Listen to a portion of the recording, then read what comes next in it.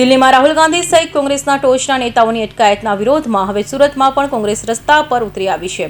માન દરવાજા ખાતે ડોક્ટર બાબા સાહેબ આંબેડકરની પ્રતિમા પાસે કોંગ્રેસ ધરણા યોજી કેન્દ્ર સરકાર સામે ઉગ્ર વિરોધ નોંધાવતા પોલીસ કોંગ્રેસીઓની અટકાયત કરી હતી.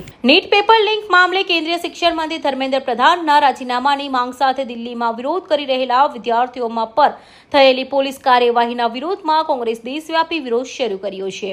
દિલ્હીમાં સંસદ વિરોધ પક્ષના નેતા રાહુલ ગાંધી, કોંગ્રેસ અધ્યક્ષ મલ્લિકાર્જુન ખરગે અને કેસી વેણુગોપાલ સહિતના ટોચ નેતાઓ ડિટેન કરવામાં આવ્યા બાદ દેશભરમાં કોંગ્રેસ દ્વારા વિરોધ પ્રદર્શન યોજાઈ રહ્યા છે. તેના ભાગરૂપે સુરત શહેર કોંગ્રેસ સમિતિએ માન દરવાજા ખાતે ડોક્ટર બાબા સાહેબ આંબેડકરની પ્રતિમા પાસે ધરણા કાર્યક્રમ યોજ્યો હતો. કોંગ્રેસી આગેવાનો અને કાર્યકરોએ કેન્દ્ર સરકાર વિરુદ્ધ સૂત્રોચ્ચારો કરી વિરોધ નોંધાવ્યો હતો. જોકે પ્રદર્શન દરમિયાન પોલીસ સ્થળ પર પહોંચી કોંગ્રેસના આગેવાનો અને કાર્યકરોની ટીંગાટોળી કરી અટકાયત કરી હતી. સમગ્ર ઘટનાને લઈ સ્થળ પર ભારે ગમનું વાતાવરણ સર્જાયું હતું. Bureau report, Hind TV news, Surat.